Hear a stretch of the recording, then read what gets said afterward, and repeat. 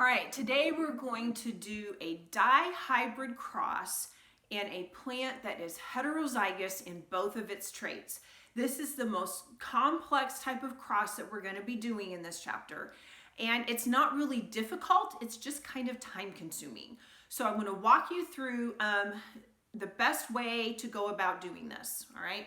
So we have this is example 7.6. If you completely understood example 7.6 and you don't need any help, then you probably don't need to watch this video, okay? If you're a little fuzzy on exactly what happened in example 7.6, I'm gonna walk you through that. So it says we've got a tall pea plant that produces purple flowers and it's heterozygous in its alleles for both height and flower color. So heterozygous means they're both different, right? So if it's purple flowered, that means I'm going to have F's. I'm going to have a big F and a little f because it's heterozygous.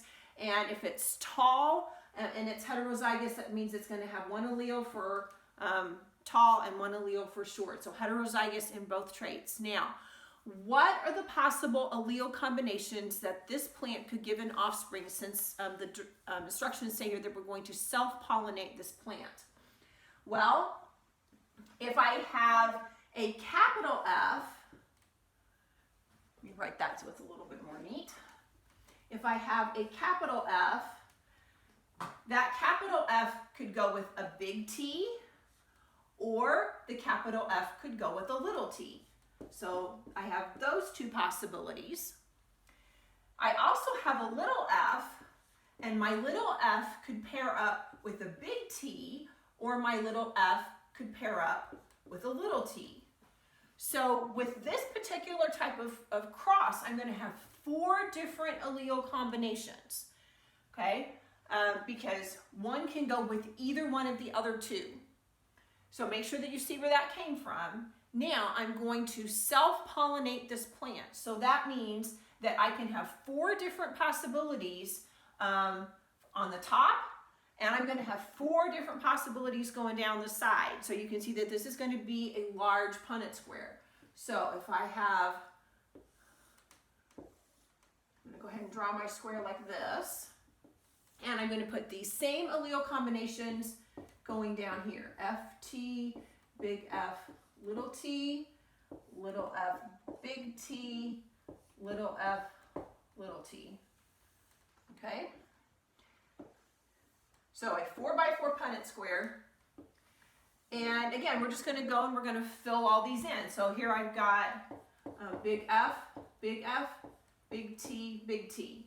Okay, here, 2 big F's, a big T, and a little t. Big F, little t, little t. And like I said, this is not hard. You just have to be careful so that when you do it, you don't make any silly mistakes by writing the wrong size letter. So we're going to go ahead and we're just going to fill all this in. 2 little t's here. Big F, little f. 2 little t's. Okay, half done already. See, that wasn't so bad, was it? Okay, so here I've got big F and a big T going with these. Big F, little f, 2 little f's, 2 big T's, 2 little f's, a big T and a little t. Got 3 lines down, 1 more line to go. Big F, little f, big T, little t. Big F, little f, 2 little t's, 2 little f's, a big T, little t, and then 2 little f's and 2 little t's. All right, well, that was fun. Now what do I do with it? Because that's really what's important, right? So what I'm going to do first of all is I'm going to start looking at each one of these genotypes and see, okay, exactly what does this tell me? So I'm going to start up here in the upper left-hand corner. In the upper left-hand corner, I have a big F, big T, big T. What kind of plant is that going to make? What color are its flowers? Purple. What color? How tall is the plant? Is it tall or short? It's tall. Okay, so this plant is going to be tall, and it's going to have purple flowers. Okay. Now I'm also going to take another marker, and I'm going to start making some tally marks. I'm going to start keeping track here. So right now I've got one plant plant that looks like that, and so I've taken care of this one already, do I have any other genotypes in here that will give me a tall purple flowered pea plant? Well, this one will be tall and purple flowered if I have a big F, big T, little t, because that'll be tall and purple flowered, right? So there's one of those. Do I have any more that look like that? Well, if you look, here's another big F, big T, little t. So here's another one of those right there. So I'm going to mark that over here. Do I have any more that look like that? I don't think so. I think that's all I have that look like that. Okay? So I've got two big F, big T, little t. Do I have any other genotypes that could give me a tall purple flowered pea plant? Well, this one could, couldn't it? Because I have, here's the one for purple flowers and here's the one for tallness. So this is a big F, big T. So here's one of those. Do I have any more that look like that? Yeah, I have another one right here. Big F, big T. So here's another one. So I actually have two of them that look like that. Do I have any others that are going to look like, that can make a tall purple flowered pea plant? Well, let's see. This one could. This one's heterozygous in both of them, just like its parent was. So it's going to be a big F, big T, little t. So there's one. Do I have any more like that? Yeah. Here's one. Here's another one. That's 3. And here's one down here. That's 4. So I actually have 4 that are heterozygous in both traits. Okay. Now, what about some of these other ones? How about if I have, how about if it's tall? Well, here I've got big F, little t. Well, what's that one going to look like? Big F, little t. What's that plant going to look like? What color are the flowers? Well, the flowers are going to be purple, right? Is the plant tall or short? Yeah, it's going to be short. So this is going to be short with purple flowers. Okay. So how about that? Do I have, so that's going to be, I'm going to use a different color for this one. Big F, little t. Hey, do I have any more that look like that? Nope, I don't see any more that look exactly like that. Is there anything else that's going to be short and is going to give me purple flowers? Well, let's see. Short with purple flowers. How about this one? That's going to be short with purple flowers, isn't it? Because I'm going to have a big F, little f, so it's heterozygous, but it's still going to give me purple flowers, but it also has 2 little t's. So there was one of those, but I have one that looks like that. And do I have another one? Yep, I have another one right here.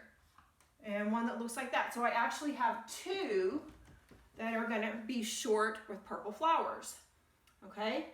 So far, I've used up 12 of my combinations, and it makes it a little easier to see when you check them off so that you can see that you've used them all. Okay, what about this guy right here? This is a little f, big T. What's that one going to look like? Well, it's going to be tall because it's got 2 capital T's. What color are the flowers?